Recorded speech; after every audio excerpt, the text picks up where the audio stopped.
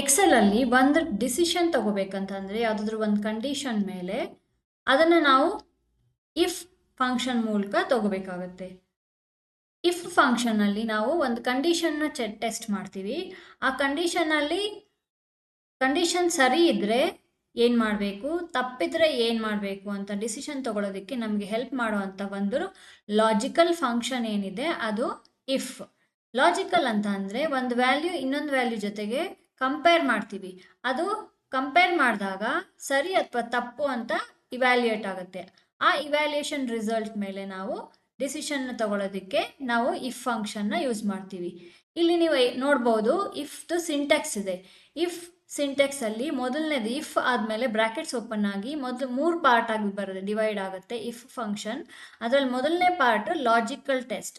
Logical test ಅಂತ ಅಂದರೆ ಒಂದು ಸೆಲ್ಲಲ್ಲಿರೋ ವ್ಯಾಲ್ಯೂ ಇನ್ನೊಂದು ವ್ಯಾಲ್ಯೂ ಜೊತೆ ಕಂಪೇರ್ ಮಾಡ್ತೀವಿ.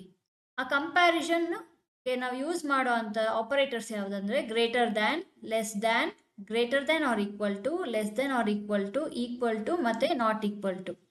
ಇದಿಷ್ಟು ಕಂಪ್ಯಾರಿಸನ್ ಆಪರೇಟರ್ಸ್ ಏನಿದೆ ಅದರಲ್ಲಿ ಯಾವುದಾದ್ರೂ ಒಂದನ್ನು ಯೂಸ್ ಮಾಡಿ ನಾವು ಲಾಜಿಕಲ್ ಟೆಸ್ಟಲ್ಲಿ ಅಪ್ಲೈ ಮಾಡ್ತೀವಿ. ಫಾರ್ ಎಕ್ಸಾಂಪಲ್ ಗ್ರೇಟರ್ ದ್ಯಾನ್ಗೆ ನಾವು ಒಂದು ಸೆಲ್ A1 ಅಂತ ಸೆಲ್ ತಗೊಂಡ್ರೆ ಅದು ಗ್ರೇಟರ್ ದ್ಯಾನ್ 10 ಆಗಿದೆಯಾ ಅಂತ ನಾವು ಚೆಕ್ ಮಾಡಿದಾಗ ನಮಗೆ ಆ ಕಂಡೀಷನ್ದು ಔಟ್ಪುಟ್ ಏನು ಬರುತ್ತೆ, A1ನಲ್ಲಿ ನಾವು ಯಾವುದಾದ್ರೂ ಒಂದು ವ್ಯಾಲ್ಯೂ ಎಂಟ್ರ್ ಮಾಡಿ ಅದನ್ನು ಇನ್ನೊಂದು ವ್ಯಾಲ್ಯೂ ಜೊತೆ ಕಂಪೇರ್ ಮಾಡಿದಾಗ ಅದು ಸರಿ ಇದ್ದರೆ ಟ್ರೂ ಅಂತ ಬರುತ್ತೆ, ತಪ್ಪಿದ್ರೆ ಫಾಲ್ಸ್ ಅಂತ ಬರುತ್ತೆ. ಸೊ ಲಾಜಿಕಲ್ ಟೆಸ್ಟಲ್ಲಿ ನಾವೇನು ಕಂಡೀಷನ್ ಹಾಕ್ತೀವಿ ಅದು ಟ್ರೂ ಆದರೆ ಎರಡನೇ ಪಾರ್ಟಲ್ಲಿ ಏನಿದೆ ಅಲ್ಲಿ ನಾವು ಟ್ರೂ ಪಾರ್ಟ್ನ ಹಾಕ್ತೀವಿ. ಅಂದರೆ ಟ್ರೂ ಆದರೆ ಏನು ಮಾಡಬೇಕು ಅನ್ನೋದನ್ನ ಇಲ್ಲಿ ನಾವು ವ್ಯಾಲ್ಯೂ ಇಫ್ ಟ್ರೂ ಅಂತ ಏನಿದೆ ಆ ಪಾರ್ಟಲ್ಲಿ ನಾವು ಇನ್ಕ್ಲೂಡ್ ಮಾಡ್ತೀವಿ. ಅದೇ ಲಾಜಿಕಲ್ ಟೆಸ್ಟ್ ಫೇಲ್ ಆದರೆ ಅಂದರೆ ತಪ್ಪಾದರೆ ಏನು ಮಾಡಬೇಕು ಅನ್ನೋದನ್ನ ನಾವು ಇಲ್ಲಿ ಕೊನೆ ಪಾರ್ಟ್ ಏನಿದೆ ವ್ಯಾಲ್ಯೂ ಇಫ್ ಫಾಲ್ಸ್ ಅಲ್ಲಿ ಇನ್ಕ್ಲೂಡ್ ಮಾಡ್ತೀವಿ. ಅದನ್ನು ಪ್ರಾಕ್ಟಿಕಲ್ ಆಗಿ ಹೇಗೆ ಮಾಡೋದು ಅಂತ ನಾವು ನೋಡೋಣ. ಇಲ್ಲಿ ನಾನು ಕೆಲವೊಂದಷ್ಟು ಹೆಸರನ್ನ ಹಾಕ್ಕೊಂಡಿದ್ದೀನಿ, ಅದ್ರ ಜೊತೆಗೆ ಅವ್ರ ಏಜ್ ಕೂಡ ಆ್ಯಡ್ ಮಾಡ್ಕೊಂಡಿದ್ದೀನಿ. ಅವ್ರ ಏಜ್ ಎಷ್ಟಿದೆ ಅದರ ಮೇಲೆ ನಾವು ಅವ್ರ ವೋಟಿಂಗ್ ಎಲಿಜಿಬಿಲಿಟಿ ಇದೆಯೋ ಇಲ್ವೋ ಅಂತ ನಾವು ಚೆಕ್ ಮಾಡಬೇಕು. ಎಲಿಜಿಬಿಲಿಟಿ ಇದ್ದರೆ ಎಸ್ ಅಂತ ಬರಬೇಕು, ಇಲ್ಲ ಅಂದರೆ ನೋ ಅಂತ ಬರಬೇಕು. ಇಲ್ಲಿ ಫಾರ್ ಎಕ್ಸಾಂಪಲ್ ದೀಪಕ್ ಅನ್ನೋ ಒಂದು ವ್ಯಕ್ತಿಗೆ ಏಜ್ 19. ಸೊ ಏಜ್ 18 ಅಥವಾ 18ಗಿಂತ ಹೆಚ್ಚಿದ್ರೆ ಅವ್ರಿಗೆ ವೋಟಿಂಗ್ ಎಲಿಜಿಬಿಲಿಟಿ ಎಸ್ ಅಂತ ಬರಬೇಕು, ಇಲ್ಲ ಅಂದರೆ ನೋ ಅಂತ ಬರಬೇಕು. ಸೊ ನಾನಿಲ್ಲಿ ಇಫ್ ಫಾರ್ಮುಲಾನ ಯೂಸ್ ಮಾಡ್ತಿದ್ದೀನಿ. ಇಸ್ ಈಕ್ವಲ್ ಟು ಇಫ್ ಅಂತ ನಾನು ಟೈಪ್ ಮಾಡಿದ ತಕ್ಷಣ ನಮಗೆ ಇಲ್ಲಿ ಇಂಟೆಲಿಸೆನ್ಸಲ್ಲಿ ಇಫ್ ಇಂದ ಶುರುವಾಗುವಂಥ ಫಾರ್ಮುಲಾ ಅಥವಾ ಫಂಕ್ಷನ್ ಎಲ್ಲ ಡಿಸ್ಪ್ಲೇ ಆಗುತ್ತೆ. ಅದ್ರ ಡಿಸ್ಕ್ರಿಪ್ಷನ್ ಕೂಡ ನೀವು ನೋಡ್ಬೋದು. ಇಫ್ನ ನಾನು ಟೈಪ್ ಮಾಡಿರೋದ್ರಿಂದ ಇಫ್ ಹೈಲೈಟ್ ಆಗಿದೆ ಇಲ್ಲಿ. Checks whether a condition is met and returns one value if true and another value if false. ಅಂದರೆ ನಾನಿಲ್ಲಿ ಕಂಡೀಷನ್ ಕೊಡ್ತಾ ಇದ್ದೀನಿ. ಏಜ್ ಏನಿದೆ ಬಿ ಕಾಲಮಲ್ಲಿ B4ಅಲ್ಲಿ greater than or equal to 18 ಇದೆಯಾ ಅಂತ.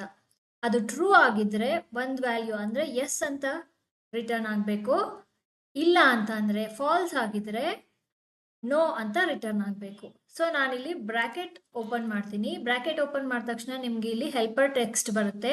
ಹೆಲ್ಪರ್ ಟೆಕ್ಸ್ಟಲ್ಲಿ ಲಾಜಿಕಲ್ ಟೆಸ್ಟ್ ಅದನ್ನು ನಾನು ಟೈಪ್ ಮಾಡಬೇಕು. ಅದೇನಂತ ಅಂದರೆ B4 ಸೆಲ್ನ ಸೆಲೆಕ್ಟ್ ಮಾಡಿಕೊಂಡು ಅದು greater than or equal to 18 ಆಗಿದೆಯಾ ಅಂತ. ಕಾಮ ಆದ ತಕ್ಷಣ ನೀವು ನೋಡ್ಬೋದು, ನಾನು ಲಾಜಿಕಲ್ ಟೆಸ್ಟ್ ಟೈಪ್ ಮಾಡಬೇಕಾದ್ರೆ ಲಾಜಿಕಲ್ ಟೆಸ್ಟ್ ಅನ್ನೋದು ಇಲ್ಲಿ ಥಿಕ್ ಆಗಿ ಬೋಲ್ಡ್ ಆಗಿ ಬರ್ತಾ ಇದೆ. ಕಾಮ ಆದ ತಕ್ಷಣ ನೆಕ್ಸ್ಟ್ ಬೋಲ್ಡ್ ಆಗೋದು ವ್ಯಾಲ್ಯೂ ಇಫ್ ಟ್ರೂ. ಅಂದರೆ B4ಅಲ್ಲಿರೋ ವ್ಯಾಲ್ಯೂ 18ಗಿಂತ ಜಾಸ್ತಿ ಅಥವಾ ಅದಕ್ಕೆ ಈಕ್ವಲ್ ಆಗಿದ್ರೆ ವೋಟಿಂಗ್ ಎಲಿಜಿಬಿಲಿಟಿ ಎಸ್ ಅಂತ ನಾನಿಲ್ಲಿ ಡಬಲ್ ಕೋಟ್ಸಲ್ಲಿ ಟೈಪ್ ಮಾಡ್ತೀನಿ. ನನಗೆ ಇಲ್ಲಿ ಟೆಕ್ಸ್ಟ್ ರಿಟರ್ನ್ ಆಗಬೇಕಾಗಿರೋದ್ರಿಂದ ಯಾವ ಟೆಕ್ಸ್ಟ್ ರಿಟರ್ನ್ ಆಗಬೇಕಂದ್ರೆ ಯಾವ ಟೆಕ್ಸ್ಟ್ ಇಲ್ಲಿ ಡಿಸ್ಪ್ಲೇ ಆಗಬೇಕು ಅದನ್ನು ನಾನು ಡಬಲ್ ಕೋಟ್ಸಲ್ಲಿ ಇನ್ಕ್ಲೂಡ್ ಮಾಡಬೇಕು. ಕಾಮ ಹಾಕಿದ್ಮೇಲೆ ನೆಕ್ಸ್ಟ್ ಹೈಲೈಟ್ ಆಗೋದು ವ್ಯಾಲ್ಯೂ ಇಫ್ ಫಾಲ್ಸ್.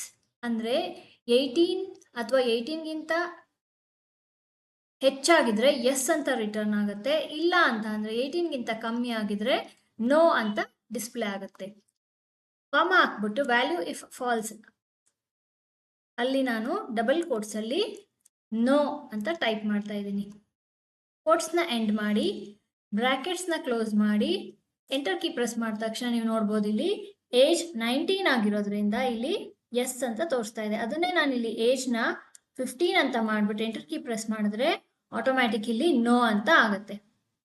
ಸೊ ನಾನು ಈ ಫಾರ್ಮುಲಾನ ಕೆಳಗಡೆಗೆ ಡ್ರ್ಯಾಗ್ ಮಾಡಿದಾಗ ನೀವು ನೋಡ್ಬೋದು, ಎಲ್ಲೆಲ್ಲಿ ಏಜ್ 18ಗಿಂತ ಜಾಸ್ತಿ ಇದೆಯೋ ಅಥವಾ 18ಗೆ ಈಕ್ವಲ್ ಆಗಿದೆಯೋ ಅಲ್ಲೆಲ್ಲ ಎಲಿಜಿಬಿಲಿಟಿ ಫಾರ್ ವೋಟಿಂಗ್ ಏನಿದೆ ಅದು ಎಸ್ ಅಂತ ಇದೆ. ಎಲ್ಲಿ 18ಗಿಂತ ಕಮ್ಮಿ ಇದೆಯೋ ಅಲ್ಲೆಲ್ಲ ನಮಗೆ ನೋ ಅಂತ ಡಿಸ್ಪ್ಲೇ ಆಗ್ತಾ ಇದೆ. ನಾನು ಅಕಸ್ಮಾತ್ ಇಲ್ಲಿ ಯಾರ್ದಾದ್ರೂ ಏಜ್ನ ಚೇಂಜ್ ಮಾಡಿದ ತಕ್ಷಣ ಆಟೋಮ್ಯಾಟಿಕ್ ಆಗಿ ಅಲ್ಲಿ ಆ ಕ್ಯಾಂಡಿಡೇಟ್ಗೆ ಎಲಿಜಿಬಿಲಿಟಿ ಫಾರ್ ವೋಟಿಂಗ್ ಕೂಡ ಚೇಂಜ್ ಆಗುತ್ತೆ. ಇಲ್ಲಿ ನಾನು 19 ಅಂತ ಮತ್ತೆ ಚೇಂಜ್ ಮಾಡಿದಾಗ ಆಟೋಮ್ಯಾಟಿಕ್ ಆಗಿ ಇಲ್ಲಿ ಎಸ್ ಅಂತ ಚೇಂಜ್ ಆಗುತ್ತೆ. ಸೊ ಇದು ಇಫ್ ಕಂಡೀಷನ್ನ ನಾವು ಒಂದು ಡಿಸಿಷನ್ ತಗೊಳ್ಳೋದಕ್ಕೆ, ಇಲ್ಲಿ ನಾವು ಏನು ಡಿಸಿಷನ್ ತಗೋತಾ ಇದ್ದೀವಿ ಅಂತಂದರೆ 18 ಅಥವಾ 18ಗಿಂತ ಜಾಸ್ತಿ ಇದ್ರೆ ಏಜು ಅವ್ರಿಗೆ ಎಲಿಜಿಬಿಲಿಟಿ ವೋಟಿಂಗಿಗೆ ಎಸ್ ಅಂತ ಡಿಸ್ಪ್ಲೇ ಆಗುತ್ತೆ. 18ಗಿಂತ ಕಮ್ಮಿ ಇದ್ರೆ ನೋ ಅಂತ ಡಿಸ್ಪ್ಲೇ ಆಗುತ್ತೆ.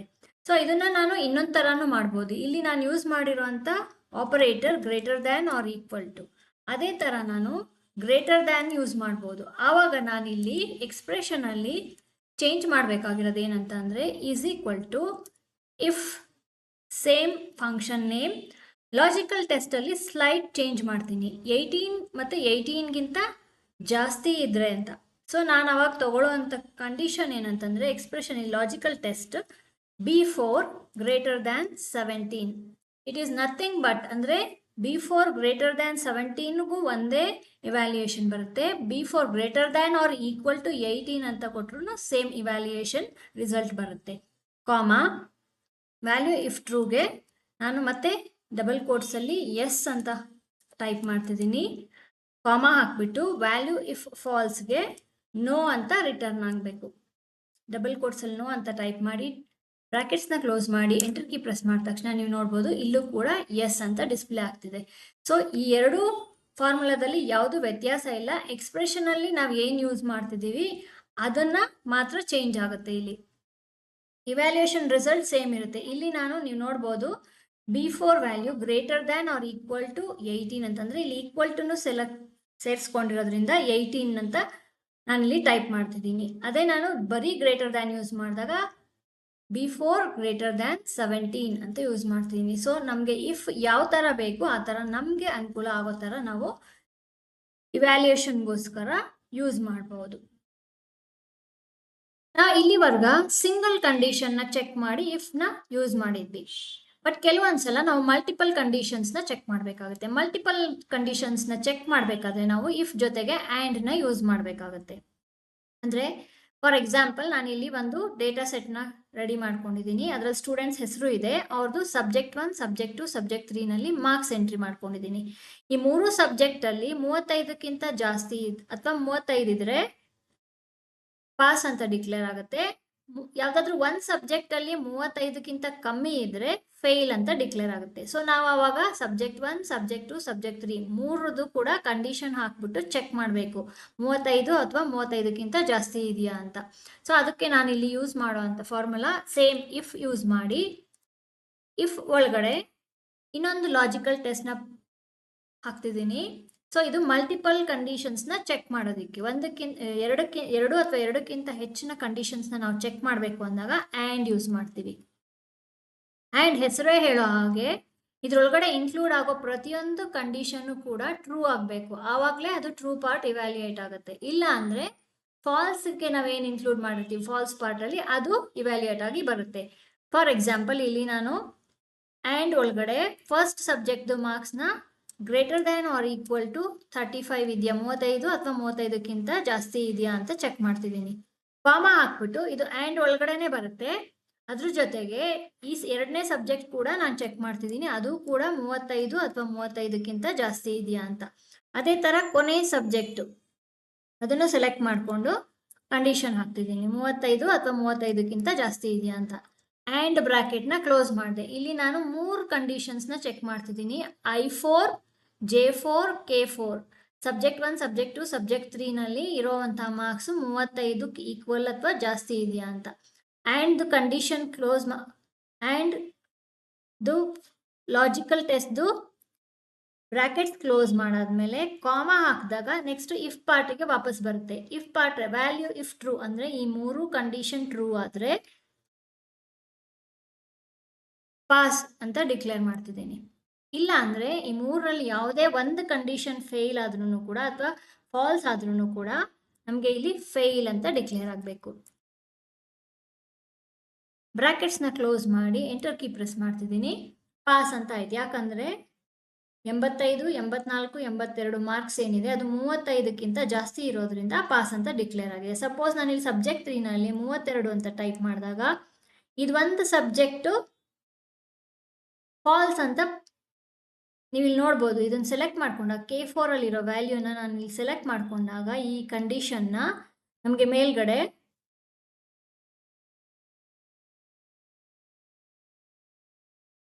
ಫಾಲ್ಸ್ ಅಂತ ತೋರಿಸ್ತಾ ಇದೆ. ಅಂದರೆ ಇದು ಫಾಲ್ಸ್ ಆಗಿರೋದ್ರಿಂದ ಡೈರೆಕ್ಟಾಗಿ ಅದು ಫಾಲ್ಸ್ ಪಾರ್ಟಲ್ಲಿ ಏನು ಎಂಟ್ರಿ ಮಾಡಿದ್ದೀನಿ ಫೇಲ್ ಅಂತ ಅದನ್ನು ತಗೋತಾ ಇದೆ. ಅದೇ ಥರ ನಾನು ಈ ಫಾರ್ಮುಲಾನ ಕೆಳಗಡೆಗೆ ಡ್ರ್ಯಾಗ್ ಮಾಡಿದಾಗ ಎ ಪರ್ಟಿಕ್ಯುಲರ್ ಸಬ್ಜೆಕ್ಟ್ಸ್ದು ವ್ಯಾಲ್ಯೂಸ್ನ ಚೆಕ್ ಮಾಡಿ 3 ಸಬ್ಜೆಕ್ಟ್ 35ಕ್ಕಿಂತ ಜಾಸ್ತಿ ಇದ್ದರೆ ಪಾಸ್ ಅಂತ ಡಿಕ್ಲೇರ್ ಆಗುತ್ತೆ. 35 ಇದ್ರೂ ಪಾಸ್ ಅಂತ ಡಿಕ್ಲೇರ್ ಆಗುತ್ತೆ. 35ಕ್ಕಿಂತ ಕಮ್ಮಿ ಇದ್ದರೆ ಯಾವುದಾದ್ರೂ ಒಂದು ಸಬ್ಜೆಕ್ಟ್ ಕಮ್ಮಿ ಇದ್ರೂ ಕೂಡ ಫೇಲ್ ಅಂತ ಡಿಕ್ಲೇರ್ ಆಗುತ್ತೆ. ಇಲ್ಲಿ ನಾನು ಮತ್ತೆ ಚೇಂಜ್ ಮಾಡ್ತೀನಿ 82 ಅಂತ, ನೀವು ಆಟೋಮ್ಯಾಟಿಕ್ಕಾಗಿ ನೋಡ್ಬೋದು ಪಾಸ್ ಅಂತ ತಗೊಂತು. ಸೊ ಇಲ್ಲಿ ಪ್ರತಿಯೊಂದು ಕಂಡೀಷನ್ ಕೂಡ ಆ್ಯಂಡ್ ಒಳಗಡೆ ನಾನು ಏನು ಕಂಡೀಷನ್ ಹಾಕಿದ್ದೀನಿ, ಎಷ್ಟೇ ಕಂಡೀಷನ್ ಹಾಕಿದ್ರು ಪ್ರತಿಯೊಂದನ್ನು ಟ್ರೂ ಆದರೆ ಮಾತ್ರ ಟ್ರೂ ಪಾರ್ಟ್ ಇವ್ಯಾಲ್ಯೂಯೇಟ್ ಆಗುತ್ತೆ. ಇಲ್ಲ ಅಂದರೆ ಯಾವುದಾದ್ರು ಒಂದು ಕಂಡೀಷನ್ ಫಾಲ್ಸ್ ಆದರೂ ಕೂಡ ಫೇಲ್ ಅಂತ ಡಿಕ್ಲೇರ್ ಆಗುತ್ತೆ. ಅಂದರೆ ವ್ಯಾಲ್ಯೂ ಇಫ್ ಫಾಲ್ಸ್ಗಲ್ಲಿ ಪಾರ್ಟಲ್ಲಿ ಏನು ನಾವು ಎಂಟ್ರಿ ಮಾಡಿರ್ತೀವಿ ಅದು ರಿಫ್ಲೆಕ್ಟ್ ಆಗುತ್ತೆ. ಆ್ಯಂಡ್ ಯೂಸ್ ಮಾಡೋ ಹಾಗೆಯೇ ನಾವು ಇಫ್ ಜೊತೆಗೆ ಆರ್ ಕೂಡ ಯೂಸ್ ಮಾಡ್ಬೋದು. ಇದರಲ್ಲಿ ವ್ಯತ್ಯಾಸ ಏನಂತಂದರೆ ಆ್ಯಂಡಲ್ಲಿ ನಾವು ಎಷ್ಟು ಕಂಡೀಷನ್ಸ್ ಕೊಡ್ತೀವೋ ಅಷ್ಟು ಕಂಡೀಷನ್ಸ್ ಸರಿ ಇರಬೇಕು. ಆದರೆ ಆರಲ್ಲಿ ಹಾಗಲ್ಲ, ನಾವು ಎಷ್ಟೇ ಕಂಡೀಷನ್ಸ್ ಕೊಟ್ಟರು ಅದರಲ್ಲಿ ಒಂದೇ ಒಂದು ಕಂಡೀಷನ್ನು ಸರಿ ಇದ್ದರೆ ಅದು ನಮಗೆ ಟ್ರೂ ಪಾರ್ಟ್ ಇವ್ಯಾಲ್ಯೂಯೇಟ್ ಆಗುತ್ತೆ. ಇಲ್ಲ ಅಂದರೆ ಎಲ್ಲ ಕಂಡೀಷನ್ಸು ಫಾಲ್ಸ್ ಆಯಿತು ಅಂತ ಅಂದರೆ ಫಾಲ್ಸ್ ಪಾರ್ಟ್ ಇವ್ಯಾಲ್ಯೂಯೇಟ್ ಆಗುತ್ತೆ. ಅದನ್ನು ಪ್ರಾಕ್ಟಿಕಲ್ ಆಗಿ ನೋಡೋಣ. ಇಸ್ ಈಕ್ವಲ್ ಟು ನಾನಿಲ್ಲಿ ಇಫ್ ಟೈಪ್ ಮಾಡ್ತಿದ್ದೀನಿ.